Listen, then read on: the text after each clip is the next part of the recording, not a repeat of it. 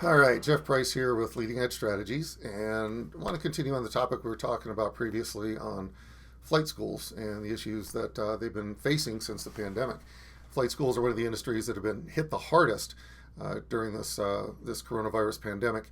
And just take a look at the picture here. I mean, what's wrong with this picture?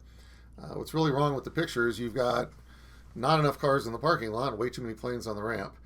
The ideal flight operation is a whole lot of cars in the parking lot and a whole lot of aircraft not on the ramp because they're out being flown.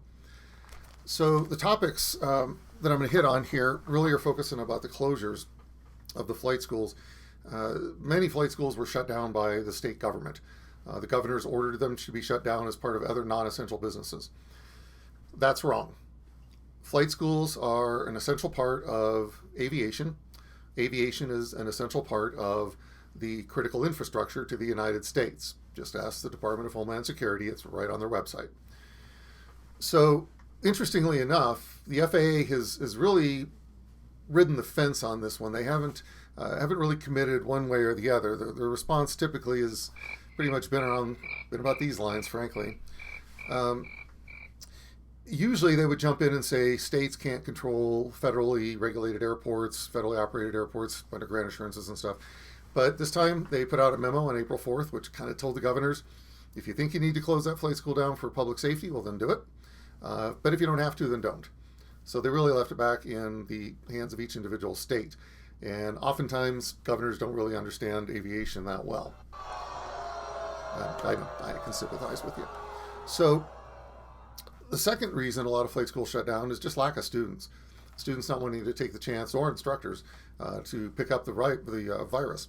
And being in close quarters in a cockpit, that's a great, it's an excellent way to transmit some sort of a germ. But the third reason is kind of one that's really more troubling than the first two, frankly. The first one I don't like because the governor shutting down flight schools sets a precedent for the future, and pretty soon they're going to assume they always have that power. And the third issue here is flight schools that shut down preemptively as they didn't want to contribute to the spread of the virus by putting student and instructor in close quarters in these flight training aircraft. I totally get that, totally understand. As an immediate reaction and a response to the virus and the crisis, go ahead, stop everything, but now it's time to take a look at how are we going to get back to business. This pandemic is not just going to end one day. We're not going to wake up in the morning and go, wow, it's suddenly gone. This is amazing. It's going to be a slow roll. It's going to be a reduction in the amount of people who are infected, and it's going to be an increase in the amount of businesses that will continue to reopen. Even after that, it's not going to go away. This is not something you can eradicate. It's like any other flu. It's going to have its seasons. It's going to come and go. The downside is it's highly transmittable. And until we get a vaccine for it, we're going to be living in this kind of new world. And it's exactly this new world that I am proposing to the flight school operators as you get back into business. And perhaps as you have to convince your governors to get back into business. The new world now is really going to be a world of fist bumps, bleach wipes, and hand sanitizer. Just like you would for a professional business traveler who travels back there in coach on an airliner. A lot of times you'll see them wiping down the trays with a bleach wipe to keep hand sanitizer with them. It's just going to go right to the cockpit for the flight training aircraft. When the flight's over with, student and instructor make sure the avionics panel and the controls are wiped down with the bleach wipe. They wipe their hands with hand sanitizer, fist bump, and call it a day. We'll see you the next day. The people getting into that plane, they wipe it down with a bleach wipe just in case the other people didn't do it. Plus, if they did, it's a good double measure, just double layer of protection there. And also use the hand sanitizer themselves.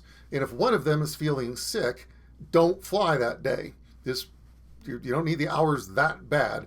You might think you do. You might think you need the money, the revenue, whatever. If you're an instructor or student, you don't need it so bad that you're going to give yourself a highly communicable disease that could possibly kill you.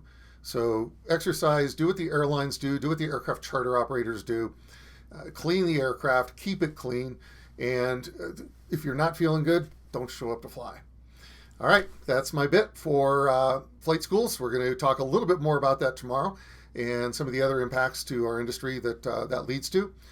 So for now, I'm going to go ahead and sign off. If you want more information, go to our website, www.leadingedgestrategies.com.